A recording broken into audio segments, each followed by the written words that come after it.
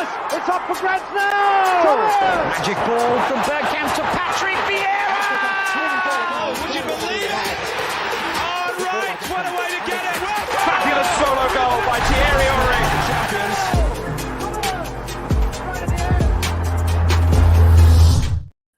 Good evening and welcome to another edition of the Arsenal Lounge. I'm sure this is going to be quite heated today in the chats and in here, perhaps. Before we go into everything, though, let's say hello to our usual panelists. Mo, how you doing? Lovely top, by the way. Thank you very much. It's beautiful. Oh, man, how am I doing? Just conflicted, man, really conflicted. You know, on one hand, I'm like scared looking over my shoulder, really annoyed because of everything that's happened this weekend. On the other hand, I'm like, no, we're still a really good team and we can do this. And let's not get into crisis mode and all that sort of stuff. So we'll talk about it a lot more. But I think I need people in the comments today to tell me it's going to be all right. I need you guys to help me out because, yeah, it's starting to feel like it's going wrong. Sounds like Mo's going to need a hug. So you guys in the chats, I'll see you all starting to come in now. Get your kind words and uplifting words ready for Mo. And Tom, how you doing, mate? A little bit darker in there than usual, a bit romantic tonight. Turn the light on. It's as simple as that, really. But yeah, no, I was just starting to work with that level of light. Like, is this too bright and then it's too dark? I don't know. You're coming out with a Lee Mason type excuses already. You forgot to turn the light on. You forgot. Yeah, hold on. I'll sort that out. Yeah. Okay. Well, there you go. That was Tom Canton, everyone. Thank you for coming, Tom. Thanks for joining us. There you go.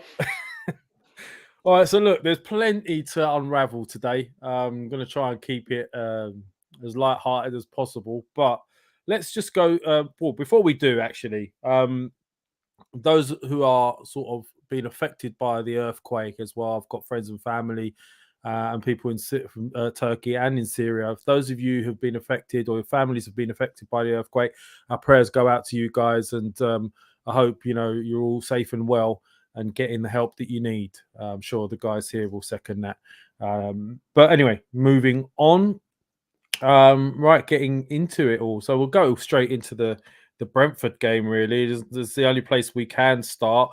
It's as painful as it is. So looking at the lineups, we were pretty much unchanged with Ramsdale, White, Saliba, Gabriel, Zinchenko, Odegaard, Partey, Xhaka, Saka, and Ketia Martinelli. And Brentford had Raya, Aja, or Aja, I don't know how you pronounce that, Pinnock, me, Roeslev, Janelt, Norgard, Jensen, Henry, Tony, and Mbuemo up top. So that was the lineup. We went away earlier in the season, handled it well. We were looking forward to this game. We knew it was crucial to bounce back after the Everton situation when we lost at Goodison Park. And well, we know what the result was, but I don't want to get into the game too much myself. I'll start with Mo because I know you was there. Talk me through what you saw, Mo, in the game because I had to watch it from a stream. How did you feel about the game? So overall, or the obvious one dominant talking point? We'll go through the actual performance first before we go to the obvious. But let's look at the performance because we can't sort of negate that because it wasn't the best of performances and it is a little bit worrying. Yeah, I mean, it's not coming as easy for Arsenal as it was earlier on in the season right now. Mm-hmm. And the thing is, we always knew this was going to happen because no team in Premier League history has gone and just had an easy 38 games. You'd always have a bit of a sticky patch. In fact, I saw a stat recently with one of the Man City 99-point seasons, whatever it might have been, where they had 4 fixtures where they like dropped some really easy points, won 1 out of 4 or something. They had a little spell where it just didn't go well for them. Arsenal might be in that spell now. But you know what really kind of annoys me is, and I will talk about the individuals and stuff, but it's exactly one of those games where you look back on it at the end of the season and you say, that was the game where we prove we're a title-winning team because even in the absence of playing well, we still managed to get the 3 points. And that's the narrative. That would be the story right now. That would have given us a lot more confidence as a fan base and as a team in terms of that belief of it not being our day, but just finding a way, had it not been for those pesky flipping officials. And overall, it's a tough one because we can definitely look at the game and say Arsenal weren't good enough. There were some players that were really below par. or we can turn around and just pin it all on the officials.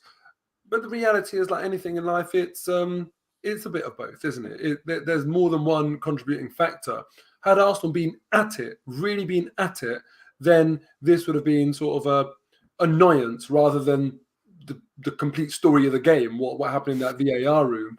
But Saliba was poor, Zinchenko was poor, I don't think Partey was his usual level, Martinelli was poor, Nketiah didn't do enough, Ødegaard, a few good moments, but would have liked to have seen more from him.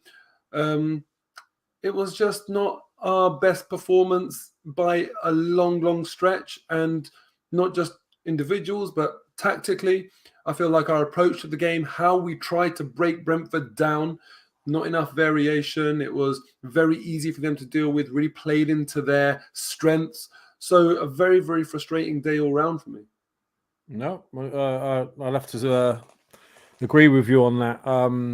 Tom, I mean, what do you think is going on right now with Arsenal in the sense of their performances? Is this a case of maybe the game against Everton, Sean Dyche sort of formation and his tactics? Is this something that's opened up to others now and they're looking at it and they're adopting this same tactic, which we're seemingly struggling with at the moment? And let's be honest, we've had it good most of the season. Changes have been made by opposing teams now. Actually, Thomas Frank from Brentford come up with something really interesting. He said it's become easier to set up against Arsenal due to their lack of rotation. So that was an interesting point. Obviously, now that everyone's getting used to the way we play and the players that are going to play, is that something that's perhaps catching up with Arteta? And does he now have to start looking at different ways to counter it? You're muted. My bad. You forgot. Did you forget to unmute? You forgot, like Lee forgot, Mason. Just all the Lee Mason gags are coming up.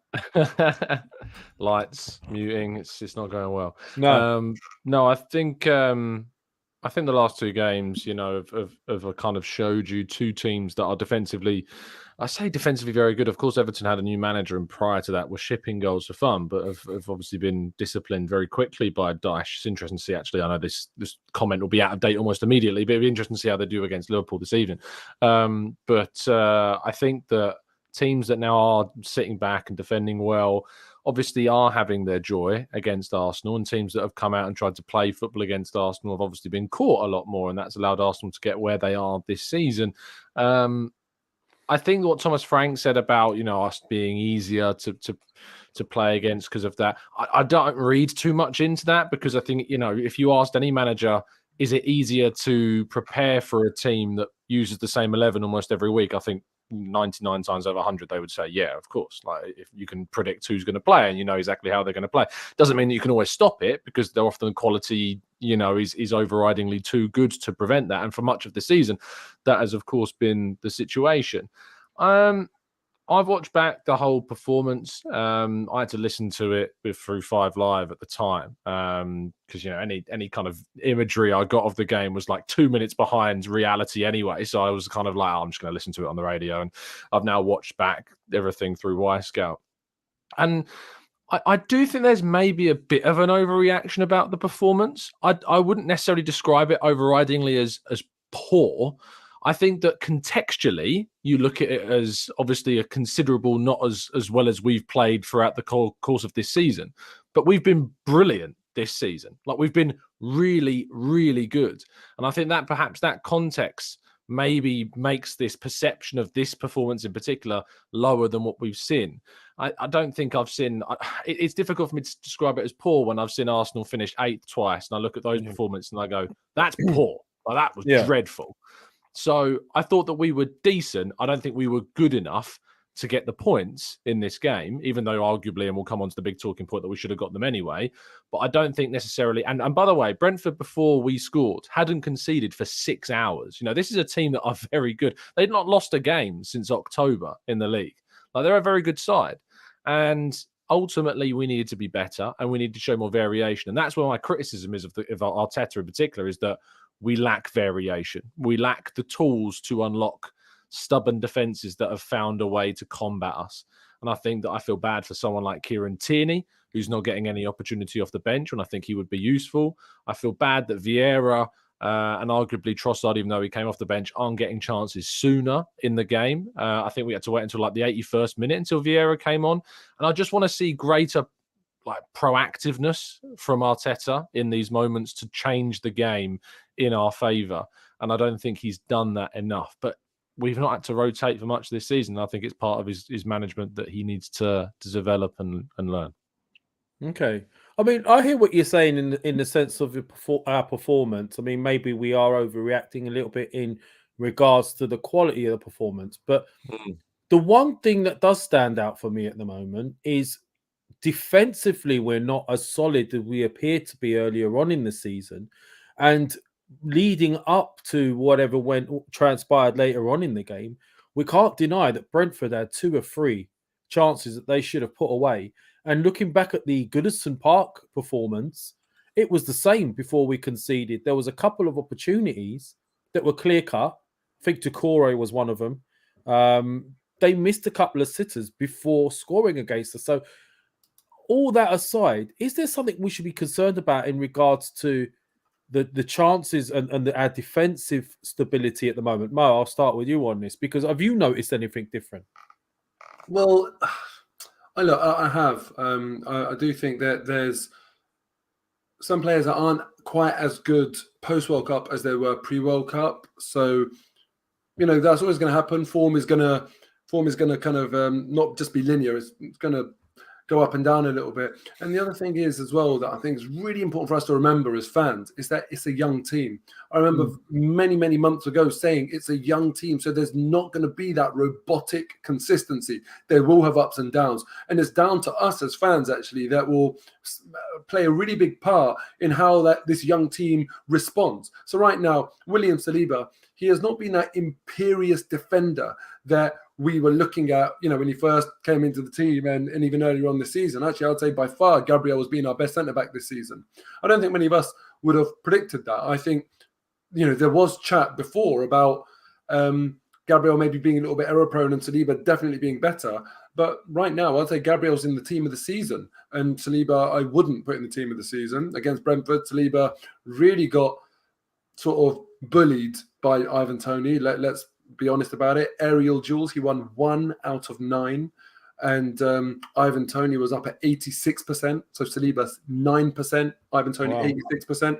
And I think that lack of coping with that aerial battle led Saliba to do what he did for the goal, where he didn't even attempt to try and jump. He just was fouling Ivan Toney and didn't do very well in that duel, which obviously led to the goal, which is frustrating because then, I was annoyed at Saliba on the day, but then you look at that and the annoyance for Saliba compared to what the VAR official did is, not even comparable. So I think, there has been a bit of a drop off in some performances. Ben White, at right back, has done so well. He's not playing to exactly the same level as he was, still doing well, and he's not a natural right back. We have to cut him that slack as well.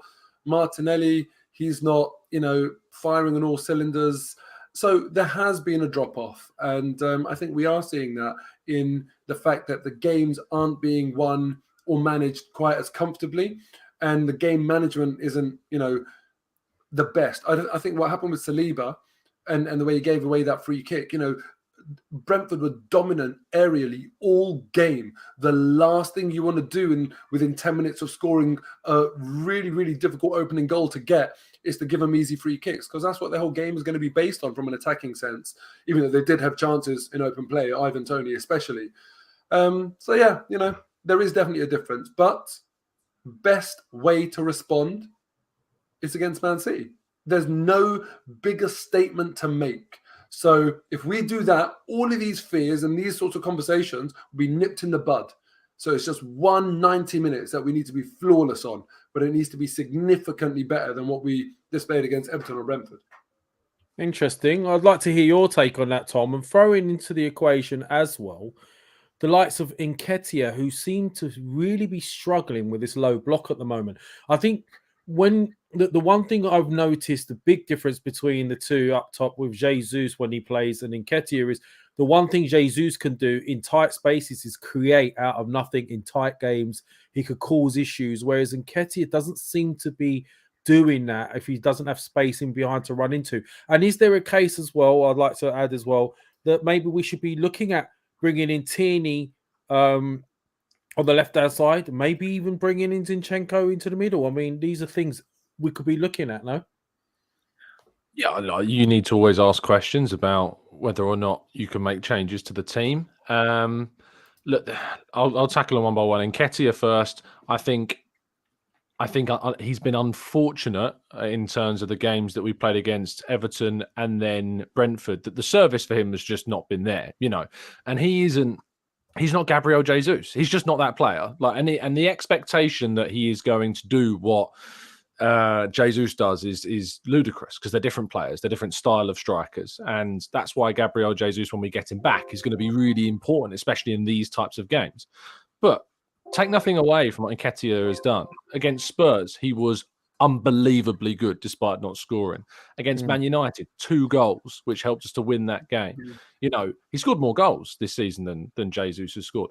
So you can't really point the finger at Nketiah. I think it's more so you point the finger at the system about how it reacts to playing against these types of oppositions, that we have to, as a team, adapt. As a squad under the manager, adapt to these types of opponents.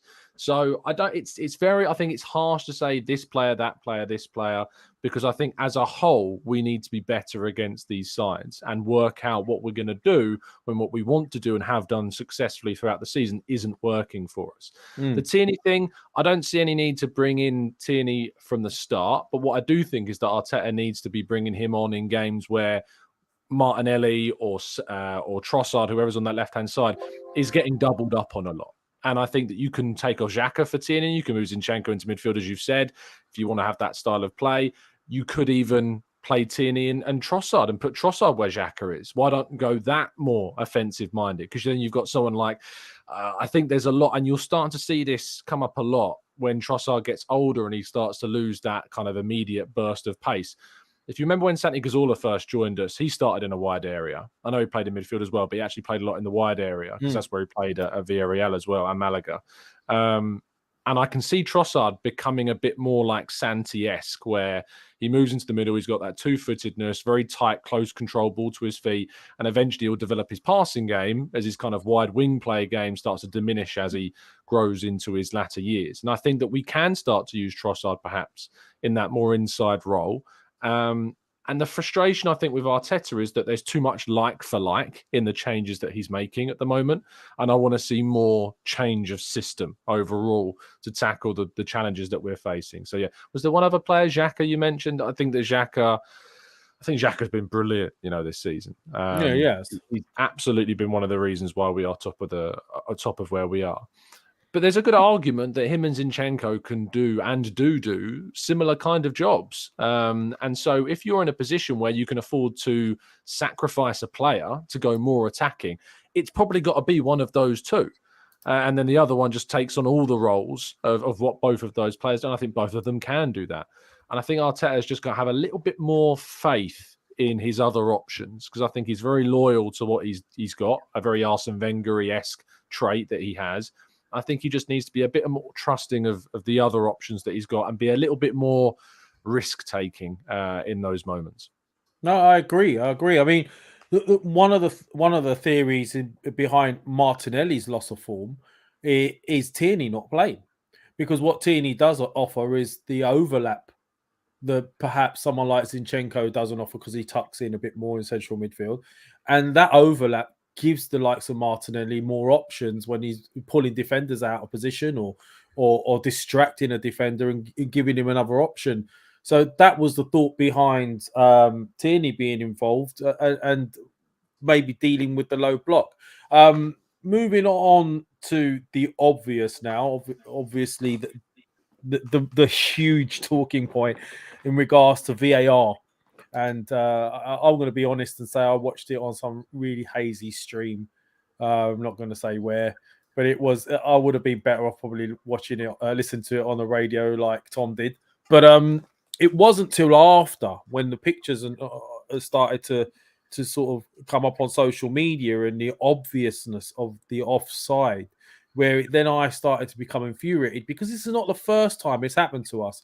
And we could sit here and we've constantly said, look, we can't be conspiracy theorists and this, that, and the other. But look, it's happened once before. We had a terrible decision go against us. I think it was at St Mary's, wasn't it? When Jesus was clean through and he was pulled down and nothing was given, and instead of being 2-0, it ended up 1-1, for example. There's loads of little examples, but this excuse is really riling me because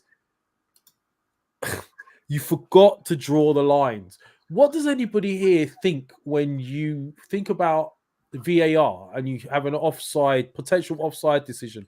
What do we see more than anything else in VAR? We look for the lines, right? So Mo, I'll start with you. Lee Mason, a guy from Manchester, by the way, a Manchester official, and the penultimate game before we're playing Man City in a huge, what is some are saying it's the title decider, make or break. We've lost 2 points due to somebody forgetting to do their job. What's that feel like as an excuse for you, Mo?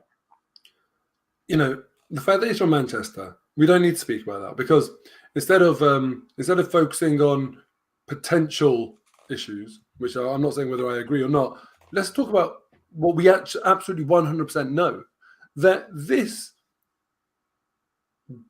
flipping brain dead moment of his, this absolute display of sheer incompetence. It's staggering, absolutely staggering. I just cannot believe that this has come out, that he's forgotten. It's so flipping ridiculous that if that was me, honestly, I would have just said, look, let's just say it's malfunctioned because it's so embarrassing. Do you believe he forgot, Mo? Can anyone in the chats as well, I'm asking you guys, is it feasible to believe that the one job that you have to do as an official, which is to look at these things and decide if something's offside, and then the tool you have to do it is the lines, there is nothing else you can use. Is it feasible to accept that as an excuse that you forgot? Well, obviously not, but you're asking me if I believe it, right? Now, yeah, do you believe it? So I'll ask you the question, right? What the hell must be going on in the world of football secretly if what you're suggesting that it's not actually just the fact that he forgot it? What weird under the covers activities must be going on for Lee Mason to agree to let this get out there that he forgot? How does that happen? What secret meetings have taken place? What conspiracy is going on for him to say, yeah, okay, fine, I'll be that guy? It doesn't stack up for me. Do you know what I mean? It seems a little bit too out there, a little bit too over the top to suggest that there's a conspiracy. But I don't blame people for having that conversation. If I came to you and said to you, Mo, in a couple of weeks or in a couple of months, someone's going to come out on VAR from the officials and say, I forgot to use the line, and that's going to be the excuse, would you have believed that would happen? Obviously not. And that's why, if people do say the conspiracy thing, I don't just completely say no, you're crazy, because it's that flipping ridiculous. It's really, really that crazy. And even, was it, I can't remember who it was, but, oh no, it was Henry Winter, I think it was, who was talking about this. He wrote an article, and he in that he said it's not conspiracy, it's incompetence. Just the fact that people now are talking about, it's just the normal part of the conversation on this, as to having to address the fact that it's not a conspiracy, tells you how crazy this was, speaks volumes about how unbelievably bad of an error it was. So mind-bogglingly bad that we're having to just put it out there that, no, I don't think it's a conspiracy, because it's conspiracy worthy. That's how incompetent it is. So whether it's it would almost be better if it was a conspiracy, because you'd be like, oh, right, they're not idiots. They're devious, but they're not idiots. It's kind of more worrying, because with a conspiracy, you can find out, you can take action, you can nip it in the bud. With this, it just continues. every single week. Brighton have got an apology. Arsenal have got an apology. There's been so many stupid things. Even like, one thing we're not even talking about? Last 10 minutes, Saliba goes out for a header, has his shirt pulled. No one's even talking about it. Tom, you watched the game back in full, so you might remember it. But, I mean, that in itself, I mean, this is what I'm talking about in terms of the levels of how bad the officiating is. That in itself... It wasn't even a free kick to start with. Like, it wasn't a free kick in the instance that they got the kick into the box, which led to the goal. It wasn't a foul for me. From where I was in the North Bank, I thought it was. But I thought Saliba had his hands all over him. But in any case, the penalty where Saliba had his shirt pulled, not a single Arsenal fan is even speaking about that, because that error pales in comparison to the other error. I was saying about this error that this is one of those ones that will go down in Premier League folklore. So you remember when Liverpool conceded a goal against Sunderland that hit a beach ball and went in? Yeah, you don't forget about that, because it was so ridiculous, so absolutely mad that it goes down in history and stays with you. This is that, as far as I'm concerned. The Man United one against Spurs that clearly went over the line. There's that one as well. Exactly. So like these moments when you reference them, everyone's like, oh yeah, I remember that. This is one of those. And these moments in the best league in the world, as we always say, these moments at a professional standard should be moments that belong to players, no one else. The fact that this moment has gone down for an official is just unbelievable. I'm so annoyed by it. But it's the lack of accountability that bothers me. Yeah. If I did something like this at work, if I turn up to work with no trousers and say, I forgot, I didn't need that image, Mo. It's just crazy. So where is the accountability? Now, the Brighton official, he has been stood down for a couple of weeks or something, then he'll be back at it. There needs to be more accountability. You know how like in players' contracts, if you get promoted, you get a percentage increase on your salary. If you get demoted, you get a percentage decrease to your salary. It needs to be like this for officials. There needs to be a relegation and promotion. The officials have such a massive impact that I'd actually like to see a league table. Yeah, that's actually a good idea, Mo. A performance league table. Absolutely. Because then there's accountability. No one wants to be at the bottom, do they? But the problem with that is that, you imagine Arsenal are playing Man City on Wednesday and we've got the referee who's bottom of the referee's league table. We'd all be going crazy and it would attract loads of criticism. So I understand they've got to be very tactful about what they do and how they do it, but something needs to change. At a bare minimum, let's get them mic'd up. At the bare minimum. Do you know what? I've always been a fan of that. Yeah. And then secondly, let's get them... Let's have all of this shown on what they're doing. Let's have it shown on the screens, because when there's more sort of like, standards get raised when that there's more riding on it and everyone's watching. You're not just kind of like isolated, working siloed in a room. You'd be like, I've got to really make sure I get this right.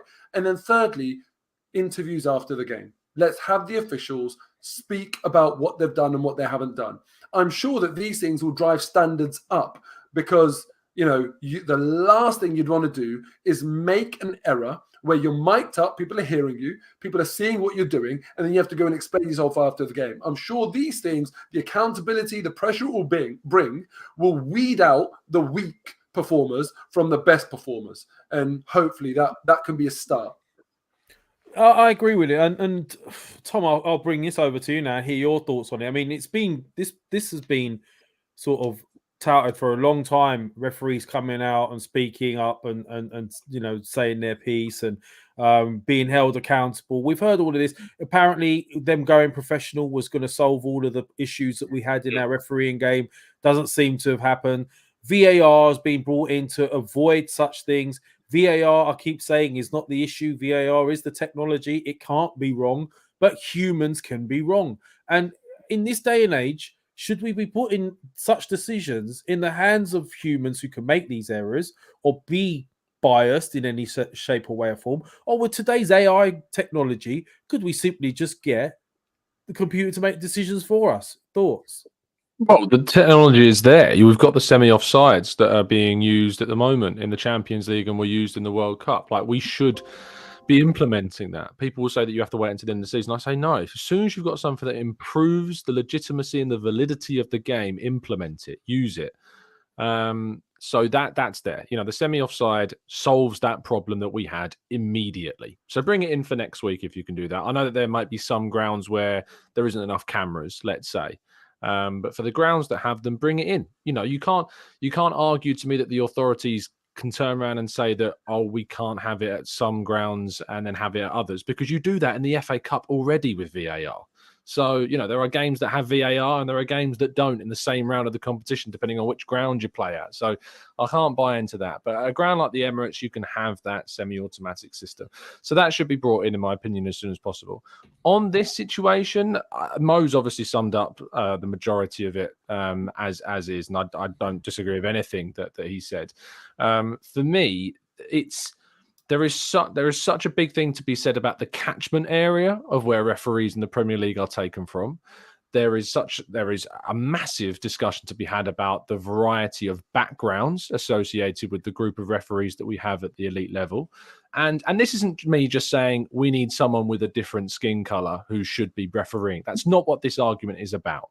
This argument is about opening this up to different backgrounds, diversities, cultures, because when you do that, you get yourself the best of every single possible human being that can have their go at refereeing. And that then gets you the best possible results. That's what I'm talking about here. So before people say it's not about ticking a box, it's not about that. It's about giving yourselves as a sport the best possible opportunity to have access to the best possible people who can get involved with this specific role in the game. And I think that what's also important to talk about is the accountability that needs to be implemented. Now, some people have turned around and said that Lee Mason should be sacked, or this person should be sacked. For me, I think that goes one step beyond what we want to achieve, which is accountability. Some people say, well, if he's sacked, he's been held accountable and he's lost his job.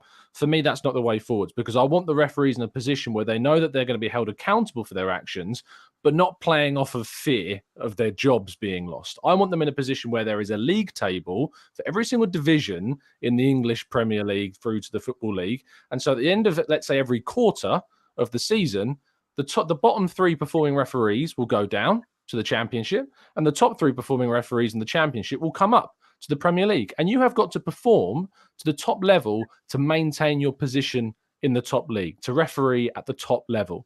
And those that are in the top three, let's say, of the Premier League, they're the guys that will go off and referee in the Champions League and in the World Cup. Those are the referees that will be selected to represent England at those, or not even England, but Britain, or whatever you want to describe it as, at those competitions. I'd also open it up to, I don't think the English Premier League should just be refereed by English referees. If this is the pinnacle of football, we should have the pinnacle of referees from around the world in this competition. We already have players from around the world coming to this league to play because we want to bring in the best talent. So why not open it up? I think Jared Gillett is brought in from Australia. Am I right in saying that? I think he came over from over Australia. So why not open it up even more in the sense and start, and the Premier League should be looking. I also think the PGMOL as an organisation should be pretty much scrubbed at this point. The Premier League should own the officials. The Premier League should be in charge of the officiating. It shouldn't be like that separate body. It should be part of the people that run the league. They need to have more control over that. And people can have their discussions about what the Premier League is like, I know. But for me, it being a separate... I also think that VAR and officials on the field should be separate. So I don't think that people that referee the games should be the people in the VAR booth. I think it should be specialists of VAR that look at video to assess decisions. It should be people that are specialists at that. And then the referees keep their side of things and they stay on the field. I don't think it should blend between the two. Tom, Lee Mason is solely Retired. a VAR official. Yeah, he is. So he is a VAR specialist. Yeah. And it's a weird one because, anytime VAR gets something wrong, people have the VAR debate. This is not about VAR at all. VAR gives you the tools to do the job. He forgot. He literally forgot. It's mad. What's crazy about this, right? We're in a world now with football where the rules are complex, the technology is complex. There's a lot of complexity to it all. Things have got to be done very quickly, or as quickly as it can be done, given the fact that it's done mid-game, whatever. And all of this that has led to this stupid error could have been solved with a little paper printout with a checklist on it. Can you believe that? Lee Mason, like with it written in crayon like this. Lee Mason, don't forget to do this. The one job you're all supposed to do.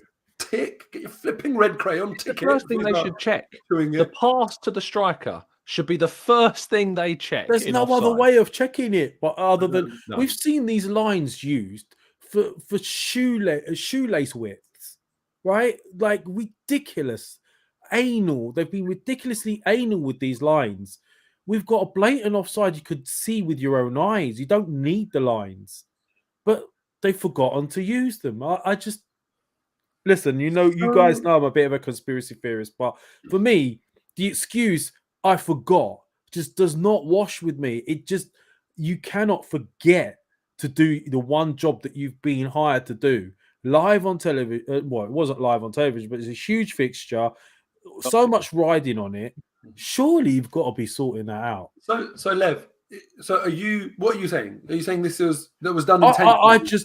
I find it crazier to believe that someone would forget than someone would premeditated, like in a premeditated fashion, just oops, I forgot. I think it's more feasible to me. I think they're just bad. I just think they're bad. Yeah, bad. Let me ask you. I don't buy that. It is crazy that they forgot, right? It's absolutely crazy that they forgot. Don't get me wrong, but like if we were going to talk to someone who's not an Arsenal fan or not a football fan, who's not really, really passionate about this,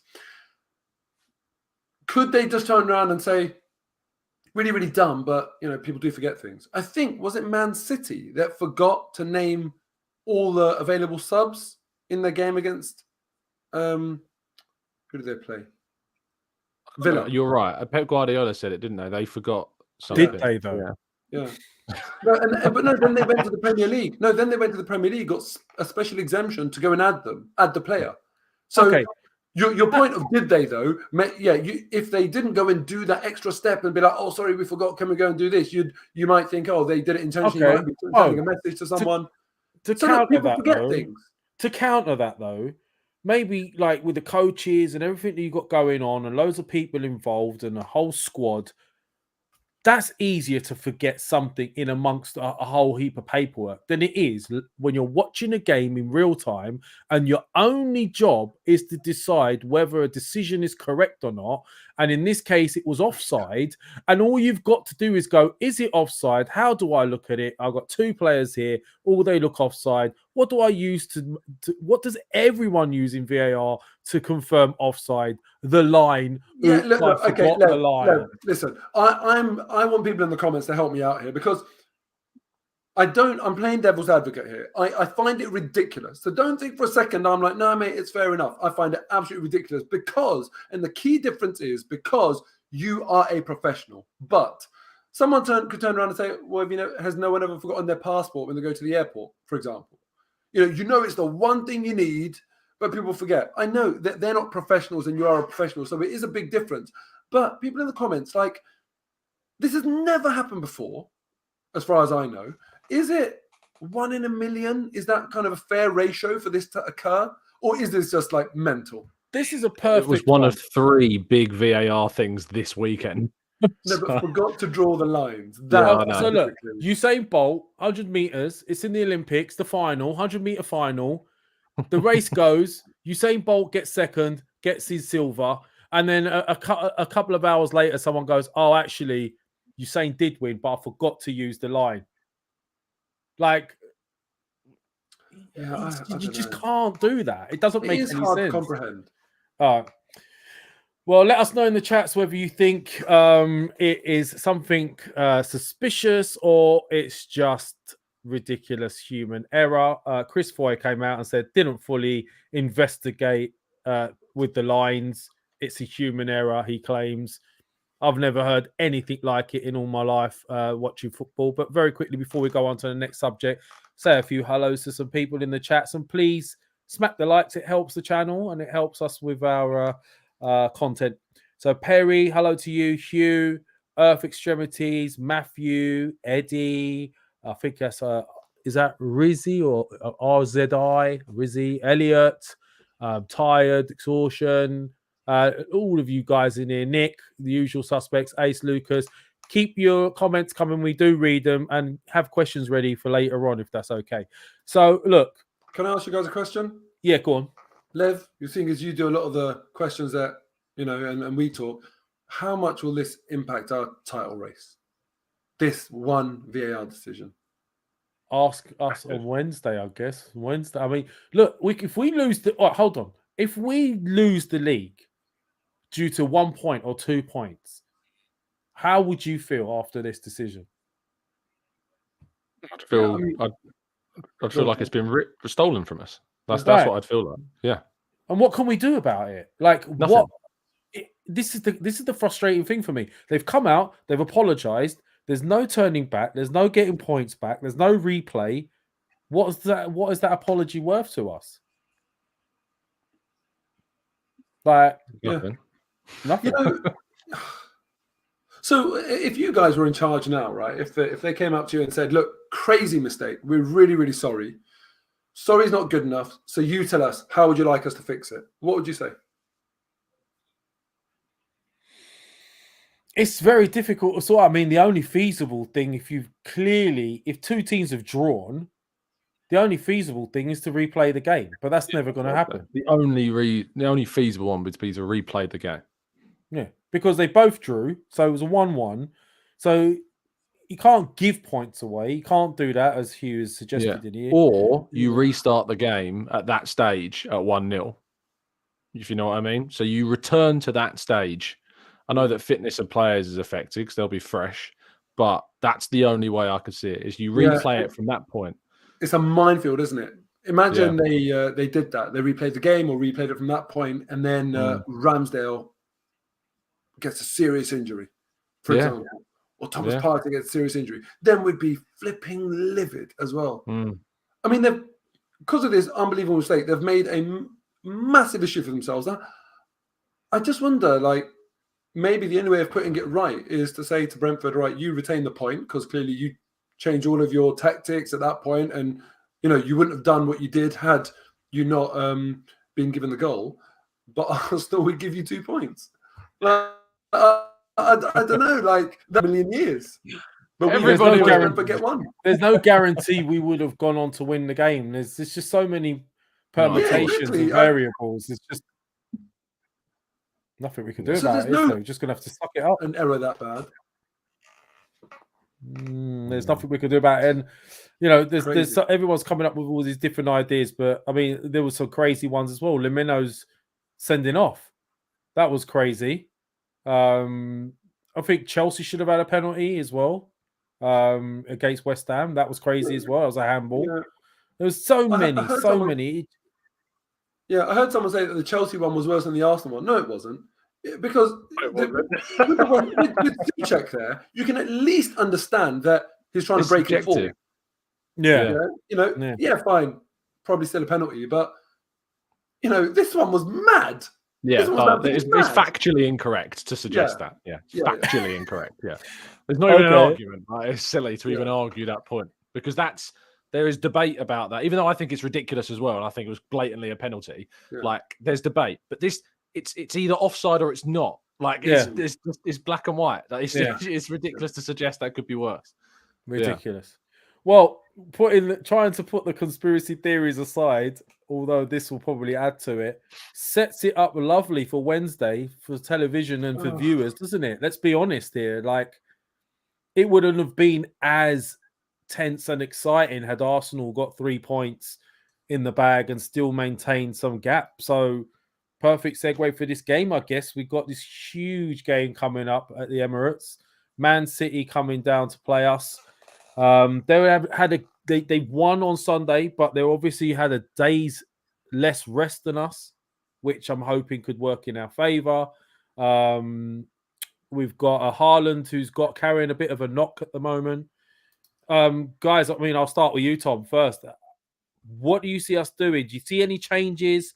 And how do you see this game going? Is it going to work in our favour in the sense of we won't have this low block problem because they've got to win. Let's be honest. They've got to come out and beat us. do we have to win, or is a draw enough? That's another question as well. You're right in saying they have to win. To be honest, a draw is not a terrible result for either team. I don't think it's a terrible result for either side, because the gap between Arsenal and Man City is close enough that they would feel confident of beating us at the Etihad. Yeah. And I think 4 points from 6 for City, they'd look at that as very... So, I think if they draw, I think they'll look at a draw maybe slightly better than we would, even though we're leading, because I think they'll feel confident about beating us at their place. And perhaps over the course of the rest of this season as well, especially with the form Arsenal have recently been in. But don't get me wrong, both teams will be going to try and win this game, because a win is massive. Absolutely massive for both. City go top if they win this. Yes, we have a game in hand, but they go top. The psychological edge that gives you of just being, at the top of the table is priceless. Having that there, it has its benefits for momentum. It has its drawbacks in terms of pressure, of course, and we've felt that. But it is. I've built this as, for me, I think it's the most important Arsenal fixture of the last 10 years. I cannot think of a fixture, be that an FA Cup final or the Europa League final. I think this is a more important game in the context of Arsenal's modern history than those fixtures for me. We could talk about the ending of the last game, Tom, that I felt we had of this magnitude was Tottenham away for Champions League qualification last season. Yeah. And we completely bottled that game. Obviously, the context was very different, but we had a lot of players out injured, of course, as well. Yeah. But we go into this game knowing that the only player that we have missing, really, that we're starting is Jesus. They have a very strange setup where you don't really know who's going to play. Yeah. And that's the strength of their rotation. Guardiola was able to rest. He talked about an injury to Haaland. I'm sorry, I don't buy that. I think that's a load of BS. He trained fine today. He'll be available for the game on Thursday. It's just mind games. They were able to rest him. They could bring on Alvarez, who in himself is a great player. They rested Ake. They rested Rico Lewis, who I think will also play. But don't get me wrong. I watched the Villa game and I thought Villa are dreadful. I hope they're that bad when we play them on Saturday. I tell you, I really hope they're that bad again. But City were vulnerable at times. Yeah. And Villa really wasted the spaces that opened up for them when they had the chances to go forwards. They were too slow in their build-up and they didn't play the ball quick enough into the wide areas. And City was certainly gettable. And I thought actually they were... Yeah, go on. Only gettable when they were 3-0 up. Yeah, of course. Of course, that's fair. I still thought there were moments in the first half where the Villa could have been quicker in the build-up. The penalty is also a little bit here and there as well. And if it stays at 1-0 at that point, because I think that was the second goal, wasn't it? So if it stays... Was the third one? Yeah. Okay. Right. If you go into the second half of 2-0 and Villa suddenly score like they did, it's obviously a very different game. So I think that there are... Obviously, as we know, City can be got at. They've already been got at by a number of teams this season. I thought we deserved to get more out of the game than when we went to Man City as well. The game was only separated by a very good finish from Nathan Ake, who's never scored with his right foot in his entire life, but he's managed to do it, and that's a fact, by the way. It's a very, very interesting game for the neutral. For the non-neutrals, it's terrifying. It's terrifyingly exciting. But I love the fact that Arsenal have elevated themselves into a position where we are looking at this game in the magnitude that it is. Because if you'd have said to me at the start of the season, all right, Tom, in February, you're going to go into play in Man City. You're going to be 3 points clear with a game in hand, with the opportunity, if you win that game in hand and this, to be 9 points clear. What an amazing opportunity Arsenal have given themselves this season. So, it's massive. The really sad thing about this is that, after losing against Everton, it was so important for us to make a statement in terms of bouncing back because, everyone is expecting Arsenal to have a wobble and not just get through to the end of the season in that unbelievably pressurized. And this is one area that I think fans really overlook how difficult it becomes. It's not the same. The first 10 games are not the same as the last 10 games. It consumes you. It's all you can think about. So there's no release. There's no lifting of that pressure, lightening the mood. Every single thing is so important that it becomes very tough. And for a young squad, it's going to become even tougher. So we were always going to have a wobble. After that Everton game, we really needed to win. We desperately needed to win. So the fact that this crazy, once in a lifetime VAR debacle occurs after a really damaging defeat and before the top of the table clash is the worst timing that we could have possibly had. I'd rather this had come against Man City, because if it came against Man City, it'd be a case of, we went toe to toe and came out with a draw, and if it wasn't for them, we've proven we're better than them. We would have had that sort of moral victory and still got away with a draw. But against Brentford, it's definitely 2 points dropped that we needed to win. After the game, I said after the Brentford game, I said Man City's a must-win, and actually, I'll change that. It's a must-not lose. The Man City game for Arsenal. It's an absolute must-not lose. If we lose it, that's 2 defeats and a draw. 1 point out of 9 in our last 3 Premier League games. And before that, we lost to Man City in the FA Cup. So, we wouldn't have won a game in 4, and it starts to create panic. So we absolutely need to avoid defeat in this game to make sure that they don't close the gap on us. Before we go on, Perry Nagbal is a regular. Thank you for your support, bro. He's saying we have a lack of creativity in midfield, bro. We should have gone for Houssem Aouar. Oh, God, that name's come back again. He was available at a low price and is still a class player. Come on, guys. I don't know about that. I mean, by the way, Mo, the way you broke down the whole VAR decision and the timing of it and all that jazz really did no favors in making me think any different to the actual conspiracy theory. Because come on, just before the Man City game and just after the loss at Goodison, it couldn't have been any worse timed. But Tom, how do you think we approach this game? Because the one thing we've seen with City is they struggle with the low block. I mean, look at how Tottenham played against City. Tottenham went and got spanked the following weekend against Leicester 4-1, right? But someone like Tottenham, who play the way they do, seem to give City a lot of issues. And look at the way we play. We play very similar style to City. Arteta's adopted this style. And again, teams have started to adopt a similar thing with us now. Low blocks, which we're struggling. How do we approach this game, in your opinion? Do we sit back knowing that maybe they're more desperate for the win or and try to counter them? Or is it just a toe-to-toe, in your opinion? Look, I think this game's obviously suits us so much more than the last 2 games do, which seems mad when you think of it because we're playing our title challenges, but it does, because City are going to come out and attack us. They are going to open up spaces. And I think that if you look at, say, Eddie Nketiah as a player in particular who has struggled in these last 2 games, but you look at him against Spurs and you look at him against Manchester United, 2 teams that came out and tried to attack us a bit more, less so in Spurs' case, but certainly in Man United's case, he flourished. And there should be, I'm hopeful. And if I was a betting man, I would be putting money on Eddie Nketiah if we are to get a goal to be on the scoring list in this game, because the opportunities are going to be there, hopefully, for him in this fixture. I think Arteta's got a decision to make regarding the left side. And I think he's got a decision to make regarding Martinelli and Trossard, because when I went up to the Etihad to watch our game at the FA Cup, Trossard was the best player on the pitch for us. And he really, really gave that City defence a tough time in the first 45 minutes. He was quick, he was alert, he was incisive, direct, really turned the players inside out. I think he injured Stones at one point because he's turning them inside out so much. And there is a temptation for me to say, I think Trossard should start this game. Yeah. And, I think that Martinelli has dipped a bit. And I think that's not necessarily all down to him. I think it's more so down to the lack of Jesus being there. And I think he was really buoyed by Jesus' collaborativeness that he had and pulling out different players and positions and creating for him. But Trossard, I think, individually can do more than what Martinelli can do.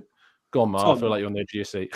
Yeah, I am. Because I'm going to take exception to one thing that you said, right? About...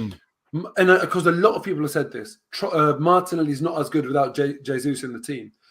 At this level, you cannot be that fragile as a player in terms of what means a good performance versus, consistently below par performances. One player, Mikel Arteta, Gabriel Martinelli, as well as Mikel Arteta and the coaching staff, the people that feed into this, the tactics that we're going to employ in games, are all better than that. That to let that render Martinelli sort of like toothless. I think you have to be able to adapt. And if what you're saying is true, Martinelli needs to get out of the team. then they need to know Martinelli only plays when Jesus plays. Otherwise, it's pointless. I mean, this is really not a case of me digging out Martinelli because I love him. I really do. One thing I really love about him is that even when he's not playing well, his off-the-ball work rate, his effort, the amount he tries, that never, ever dips. You see some people that hide or they don't try, and it's kind of like you can see that their head has dropped and they've been affected by it. Not with Martinelli. So I really love that about him. But I think, and I saw some people in the chat talking about Martinelli Trossard, I think it's a really valid conversation now. And there's a massive difference, pardon me, there's a massive difference between getting on the back of a player and saying, oh, he's playing crap now, I'm sick of him. We're not doing that. We're having that very difficult conversation that you want to have because you've got quality throughout the squad, where you turn around and say, is now the right time to lean on other quality. It's less about criticising Martinelli. It's more about recognising we've got good options on the bench in Leandro Trossard now. And, hopefully Emile Smith-Rowe isn't too far away as well, who can come in and add to that attacking sort of flair that we might have. But Martinelli, his performances are a concern for me. Well, we do have to remember he's a young lad and he is going to have form. He dips, changes in form, and someone was talking about Saka a little while ago and his form's kicked up again. I'm sure Martinelli will come back, but yeah, I agree his form has dipped. I think having someone like Smith-Rowe back will help, especially in low blocks. He's someone that comes in late runs on the edge of the box, balls crossed back in. I think he would help. Before we go on, Cliff, thank you for your support. A win would be massive, he says, but the way we have been playing, I'll be happy with a draw, lads. Also, schoolboy defending cost us, not VAR. Hashtag clear the ball. Well, VAR did still cost us. Yeah. And one more. Perry, again, thank you again for your support, bro. Saliba is struggling. We need to put Gabriel, Ben White in central defence and Tomiyasu in at right back, Trossard in for wholesale changes here from Perry. So that was the question I was going to ask. There was another one that's contentious. I mean, White's form has dipped. Is there a case for Tomiyasu to start, bearing in mind Grealish is on top form at the moment? Tom. I'm kind of with that one, I'm less inclined to make the change because ahead of this one, I'm less inclined to shake up the back four. I feel like if you were going to make Tomiyasu play, Brentford was the game to throw him into that one. Going into City, I'm less inclined to do that. So I'd stick with White. For me, the only one I would have a debate about changing is Martinelli. That's the only one in the team. I'd make that one little switch of the whole team. For me, it's White, Saliba, Gabriel, Zinchenko that start.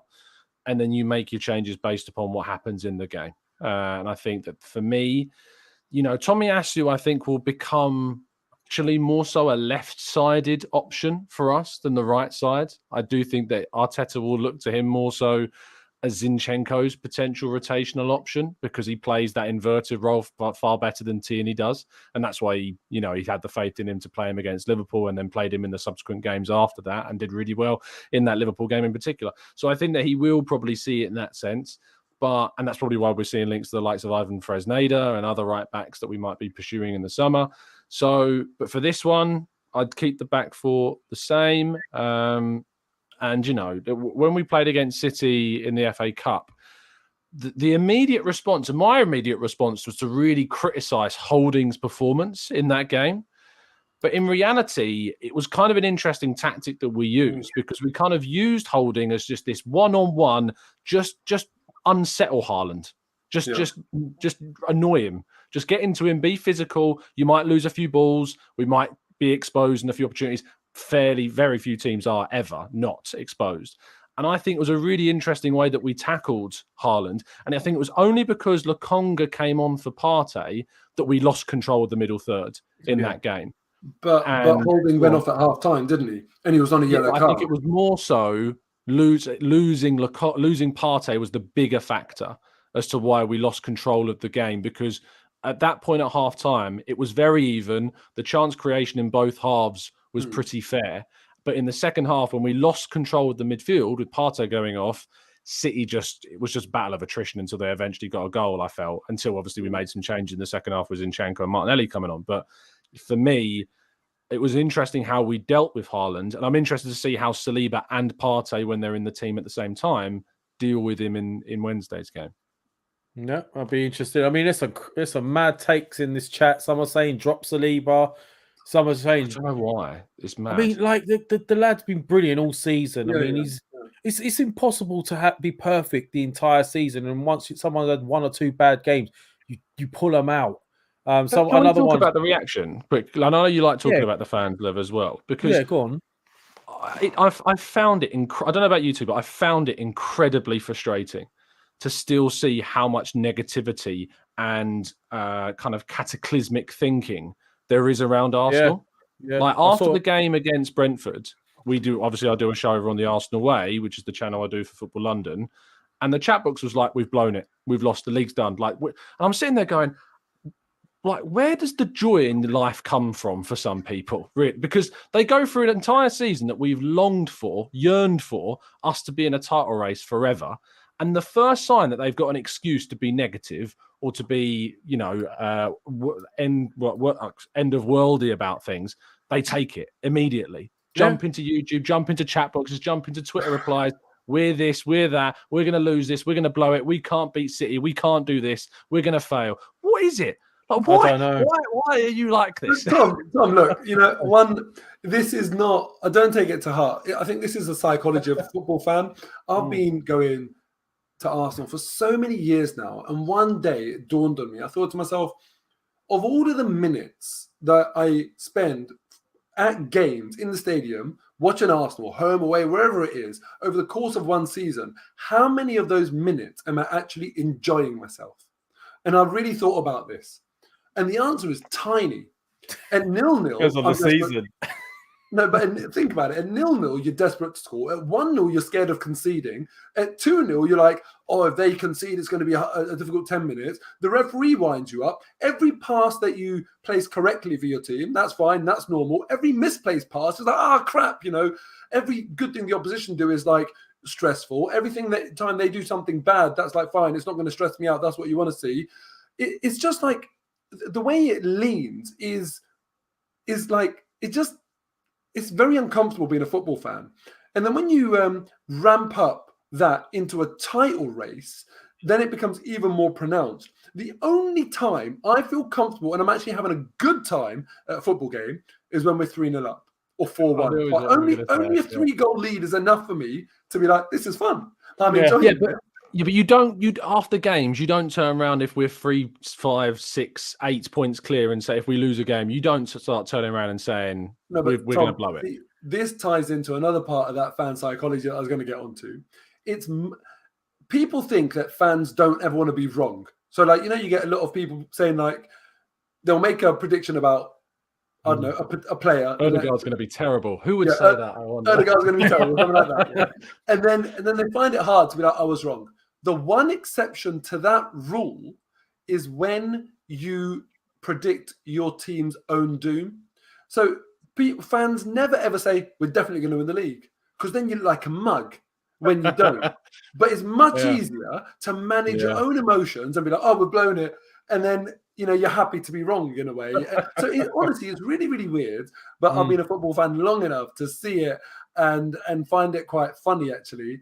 The reality is, this team has put us in this position where we are now so flipping paranoid about everything because there's so much riding on it. It's this team. It's Saliba, who didn't have a good game last game. It's Zinchenko, who's been brilliant, who didn't have a good game last game. It's been all of these players that have done an amazing job. So is it really right as a manager to go in and say, Saliba, you're gone. Martinelli, you're gone. White, you're gone. Zinchenko, you're gone. Is it really right to do that? Or do you turn around and say to them, no, boys, I've still got faith in you. Yeah, we might make 1 or 2 changes. But overall, I've got absolute full faith in you. We just need to mix things up a little bit to make us a little bit less predictable because the last couple of games have struggled. Is that the right approach? Or is the right approach wholesale change and convey a message that you've lost faith in this team that has been the best team in the country? And I think when you frame the decision like that, you realise actually it starts to look a bit panicky, a little bit, scattergun if we go and change 4 players. as a result. I think a lot of these fans result. that say this stuff, Mo, if we tuned in on Wednesday and there was no Saliba, there was no, I don't know, Zinchenko, no, I don't know, all these wholesale changes were made. A lot of these fans that are saying this now would be like, what the hell's going on? Why has he done this? I just don't buy it. And I think going back to what Tom was saying, I saw this video of an old Arsenal fan who's standing outside the ground after the game saying, I told you, I knew it. He's got no plan B, doesn't know what he's doing. And it's almost like these guys who were sort of going for Arteta earlier on have been hanging around in the background waiting to be proven right at some point so they could jump back out and say, I told you so. And that's what I don't understand. And I don't understand, you're right as well, Tom. We're fighting for the title here. Nobody thought we were going to be fighting for the title at the start of the season. We're fighting for the title, and now that's not even good enough. It is. I just can't get my head around it. You know, it's funny, like out of any game, you'll get a few like narratives that come out, right? And sometimes narratives contradict each other. And you kind of think, no, hold on a second, at least be consistent. So all of us are complaining about VAR, yeah? And we're saying that we lost this game because of VAR. How would we feel if we lose out on the league title by 1 point? We'd be livid because of that, right? Now, was it VAR or was it our players? And the reason I say that is because had VAR got it right and we won the game, would anyone be asking for 4 changes? No, they wouldn't. Exactly. So I think we need to pick and choose properly and stay consistent with that. The players weren't great, but they weren't also that bad that we need to go and make wholesale changes. The reason why we're kind of panicking is because of what happened in that VAR room. The players actually, if you want to be factual about it, they actually did enough to win the game, believe it or not. And that is the sign of a title-winning team, that you do enough, even when you don't play well. So I'm sure, Tom said this, I saw him tweet it, and even Mikel Arteta said it, so I'm not sure who copied who, but it will be a completely different game against Man City. As a football fan, if you cannot figure that out for yourself, then honestly, you've got zero tactical awareness. It's the case of like, if we can't beat Brentford, we've got no chance against City. Like that, that line just makes no sense. Just the last thing as well on the fan thing. Like, I think one of the biggest measures. I think you're right, and actually, Mo, you made a lot of great points, which I can hold my hands on and be like, you know what, fair enough on a lot of those. One thing I will say, though, is that, and I think, how long have we done this show together? Is it 2 seasons we've been running now? So we've gone from like 8th place, kind of staunch, like the biggest peak of Arteta out, you think, to where we are now is probably across this show. The chat box and who are in it has changed over that period of time. Yeah, a lot of people haven't seen anymore. There are a lot of people we don't see anymore in the chat that were battering the manager, the club, the owners. And that's the issue that I have. For people like Nick Parris in the chat, who I've disagreed with a lot throughout the entire listenership of this from 2 seasons ago, a lot of respect for Nick, because whilst I don't agree with a lot of his points, he's still here raising his points. But there are a lot of people that aren't, that just can't, that could not hack the idea of, oh crap, I really abused Arteta in the past with some of these comments, or I just overreacted with some of my comments, but I can't face the music now. Things are going. That's the issue I have with the aspect of some supporters, is you got to be able to hold your hand up. God knows I have a million. I've got loads of things wrong. I wanted Arteta out at one point when we lost to Villarreal. How stupid do I look now? And I'm happy because we're smashing it. You've got to face the music at the end of the day, and that's, I think, the big tell. Another question I want to ask you guys, if you don't mind, Lev. Go on. The disallowed goal for that Brentford had disallowed. Was that correctly disallowed, or did Arsenal get lucky? What, the one where it was deemed a foul? Was it Mbeumo and Saliba? Soft. Very soft. Yeah, the one where he's pulled Gabriel, that one. Oh, no, it was Gabriel, yeah. Do you think the only thing that saved Gabriel in that is the tugging of the shirt? Yeah, the shirt pull. It was the shirt pull.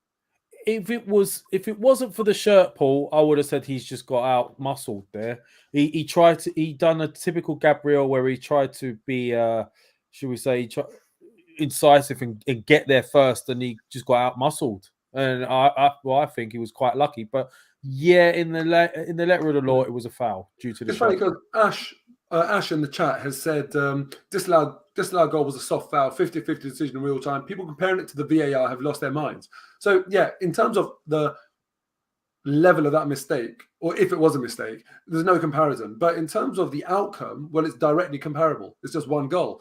But I was surprised about the fallout of that because I thought it was a foul. I thought he got out muscled because he got his shirt pulled. Simple as that. Well,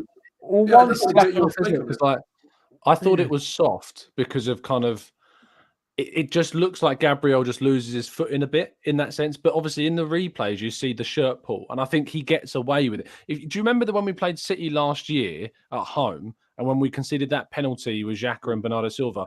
I thought that was soft. But the reason they gave it was because you could evidently see Xhaka pulling the shirt of Bernardo Silva. And I think this is kind of that, but the other way around. But because they saw the shirt pull and he blew up for a foul, if say he hadn't have pulled, say if like they went through and scored and then the whistle went to blow for the foul and they went back over VAR, I think they would have still ruled it out because the ref didn't. So if it's a case of if he sees it, the VAR is not going to change it.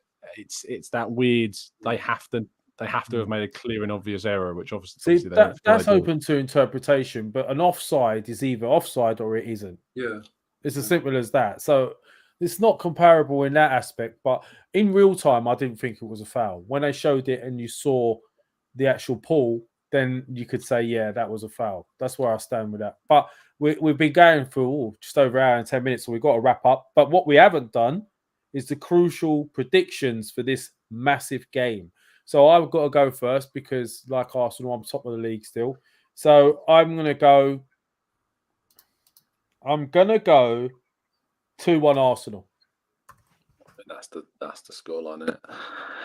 Is it me next or is it you, Mo? Are you now second? Yeah, you're right. I am. Well, here's my theory on Arsenal versus Man City. You get a theory first. If Arsenal can maintain what we're doing and actually be a real contender for the next few seasons, if Mikel Arteta can really make this stick rather than us kind of bouncing, in and out of the top four, this is going to be, in my opinion, the most boring, technical, tactical rivalry that the top of the Premier League has ever seen. Honestly, I think it's going to be so dull when Arsenal play Man City. It's a boxing terminology, styles make fights. And the two styles between Arsenal and Man City when they come up against each other is just, honestly. That was you're talking about Rob Holding versus Haaland in the FA Cup game. That was the most interesting thing about that game for me. Otherwise, it's dull. It's so technical. You're really selling this, Mo. They're so tactically aware. They cancel each other out so well that honestly, I like Man City Liverpool games because there's two completely different styles in that game. I like watching Man City Man United because it's that rivalry, that derby. Arsenal Tottenham again, that fire of rivalry and derby. There's no fire. There's no real animosity between the teams. There's not even individual players that have got a history between them that you look out for. It's just technical, boring, tactical football that is going to end 0-0 on this occasion. After that huge build-up. Waiting for it. But let me say, I love the fact that Arsenal are part of that because that is what football is these days. That is the top level of modern football, that tactical awareness, that technical brilliance that, when you come up against another team with that level of game management and football awareness, unfortunately, it doesn't make for a good game, but we need to be there. Otherwise, you get beaten by these teams.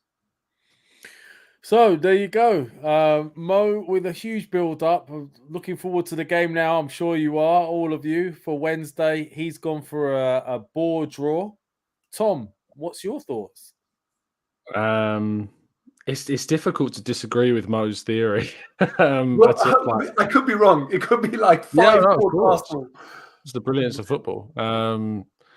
Everything he said makes sense. And still in my head, I think again back to that game that we played against them last season where we came out of the blocks rapid and we bossed that first half against them last year. And I'm really hoping, and I think they will be absolutely fired up for this. I think just ignore all the games that have gone before because they will have forgotten them for this one. And Arteta won't let them go out there without. I think against Brentford, they were thinking about this game. and that was a bit of a problem. But this is the game, and we have been asked so many questions this season. Palace away, can you do that? Yep. Spurs away, can you do that? Yep. Can you beat Man United? Yep. Can you go to Chelsea and win again? Yep. We've been asked so many questions and answered them. This is the big question, the biggest question. And I'm just hoping that we have the answer. And I feel as though we have the players to do it. I'm buzzing to see what Zinchenko does in this, because I think he's really rattled by how City treated him. You see Kyle Walker and all that playing funny with him. Up, weren't they? Yeah. I think he would.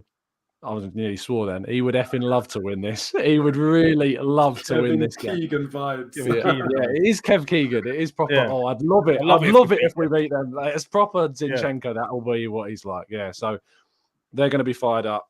They will going to be fired up in terms of City as well. Rodri, I'll tell you, is one of those players to watch out for. He loves these types of games. He was brilliant against Villa.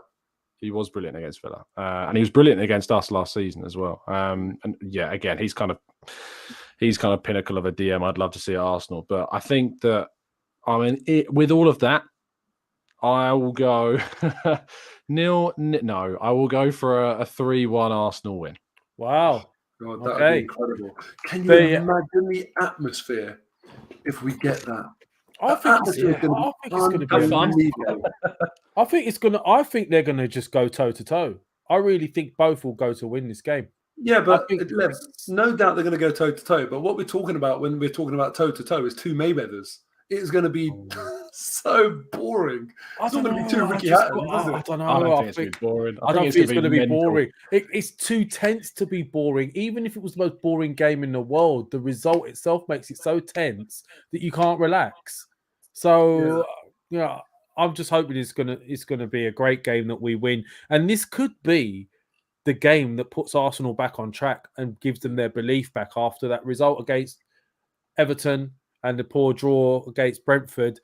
If we beat City, it could just be what turns everything around for us and makes us believe that this is our year. So, we've been going for an hour and 15 minutes now, so we're about to wrap up. Everyone in the chat, thank you for joining us.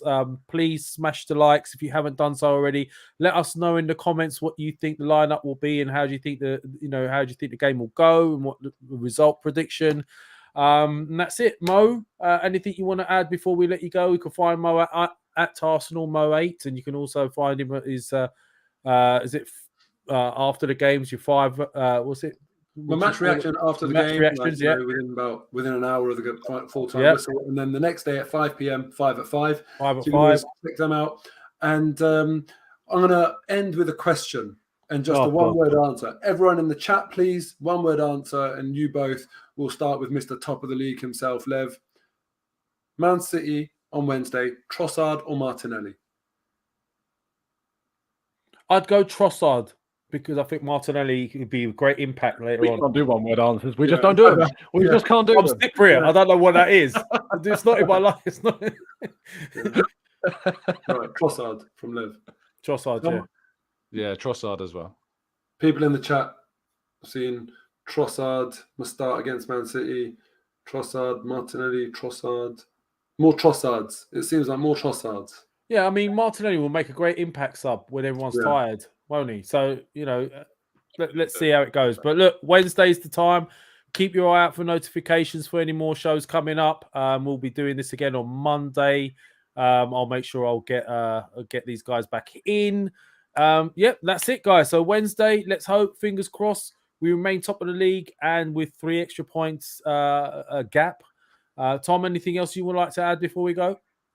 No, just obviously I'll be live tomorrow morning, 8 a.m. as always. And it's been a pleasure, as it always is. Excellent. So this has been the Arsenal Lounge. Hopefully we've gone through everything for you and we're out of here tonight. Have a good evening. Take care. Oh, let me get this thing up as well. There you go. You forgot to end.